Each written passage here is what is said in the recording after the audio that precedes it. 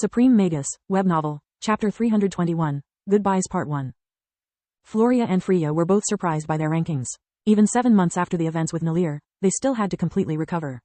The girls felt they were just scraping by, following Lith's study schedule only because it was too boring to waste the whole day drowning in self-pity. Who would have ever thought that practicing first magic every day would have improved so much our performances? Freya kept staring at the paper Lith had handed them a few days ago. I did, he replied from the bathroom. My problem during the 4th year was my lack of mana perception, yours of mana control. Practicing first magic fixed that. Floria nodded. She too regretted having always considered first magic just like servant's magic. If only she practiced it more, she could have achieved so much during the first 4 years of academy. Their parents took the news enthusiastically. They couldn't wait to celebrate the happy event. Lith came out of the bathroom wearing only his pants. During the last year he had grown even taller and was now 1.75 meters, 5 feet 9 inches, high, almost as much as Floria. The vision made Freya yelp and turn beet red. Lith's face was still sharp, his eyes cruel, but when he didn't look at you with the intention to kill, he could be considered good-looking. His body was another story. Between the physical training with Floria and the core refinement, it was a sight to behold. No impurities meant no imperfections during the growth spurt, no moles, no excess body hair or fat.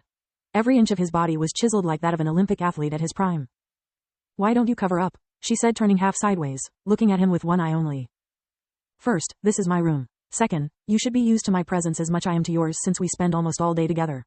Third, I have the right to hit on my girlfriend. His answer made Floria giggle like a little girl, Freya not so much. Do you need my help again? Floria caressed his face. Yes, Lith sighed. Growth spurt also meant a growing beard, but unlike on Earth, his new body produced one like he was already 20. It wasn't just a few hairs. It only needed a couple of days to turn into a stubble, 4 to start itching.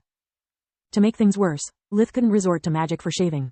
Magic couldn't hurt its owner and the beard was still part of his body. So he had Floria do it for him with air magic. That way, it would only take a couple of seconds to shave and it would also reinforce their mutual trust. For Lith, exposing his throat like that was a leap of faith. Freya knew it and her heart was riddled with envy from start to finish. It peaked when they shared a passionate kiss after Floria finished without inflicting him even a small cut. Ever since Balcor's attack, she had been jealous of them. Over time, the feeling had only grown. At first, she disliked Lith. He was too shady and had too many secrets. Then she had learned to appreciate him as a friend and a brother in arms. After Nalir, though, things got so much worse. The multiple R**pay attempts Freya suffered had left a deep scar in her heart. She had become much warier of those who approach her and thanks to Journey's teachings she could easily spot the greed or lust in the eyes of her suitors. All things that made the faces of her assailants pop in front of her eyes again, making her almost puke. She could never forget those eyes, staring at her like a thing to possess, as she was nothing more than her body or her title. It killed all the chances she had got so far to have a boyfriend, leaving her utterly alone.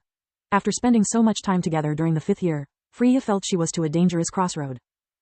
Between still don't like him as a boy as much as for what he represented and really like him. Lith was never condescending with her, never tried to impress her or to hide his real nature. He always treated Freya as a person and a friend. That, plus his body and her being single from birth had a huge impact on Freya over time. Shouldn't you go change for the evening? Lith asked while a thick black and white substance crawled up his skin, taking the form of a black evening suit with a white shirt. Is that the new evening clothes the royals sent you? Freya asked. Yes, Lith was appreciating the tailor-made suit and its silky fabric. While the Ernas had their own tailor and bought their own clothes, Lith would always use the "I'm a poor commoner" excuse to have someone buy them for him. There is no point in wasting money for something that I'll wear maybe twice in my life, was his reasoning. Truth to be told, he was still a cheapskate at heart. I should buy one of those things too. It looks a bit disgusting with those lifelike movements, but it would save me a lot of time. You have no idea how long does it takes to wear a corset, stockings, and fixing all those frills. Freya sighed in envy, leaving the room. Floria came out of the bathroom wearing a silk satin red evening dress and white evening gloves, emphasizing her olive-colored skin due to the prolonged exposure to the sun. It was skin-tight, with a neckline that somehow exerted a push-up effect. She wore part of her hair down, like a silky black waterfall that reached her tights, while the rest formed a tress resembling a wreath over her head. It was decorated with flower-shaped small jewels. Lith's golden lily pendant was the only necklace she wore, drawing the attention on her slim neck. How'd I look? She asked with a tinge of red on her cheeks. Stunning, like always, he said, embracing her before giving her a long, deep kiss. How did you fix your hair so fast? You know how, silly. Floria went in front of the mirror to finish the last details. Since she was already fully developed, Lith's treatment had a limited effect on her. It still made Floria healthier, her skin smoother, and her hair didn't tangle anymore. She only needed a couple of brushstrokes to fix them as she wanted. After Floria checked the back of her dress, she made sure Lith's pins were placed at the eye level of an average man and properly emphasized by the black suit. Then, they went to pick Freya up. She was wearing a long-sleeved light blue evening dress with no neckline. It left exposed only her hands, neck, and shoulders. Journey had to fight a law to dress her up with something more cheerful than a battle monk suit. Freya didn't want people looking at her for a second more than necessary. The dress had only the minimum requirement of embroidered jewels and frills to make it a court gala dress.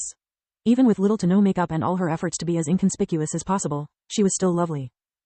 The skin-tight dress brought out her soft curves while its color emphasized her brown eyes.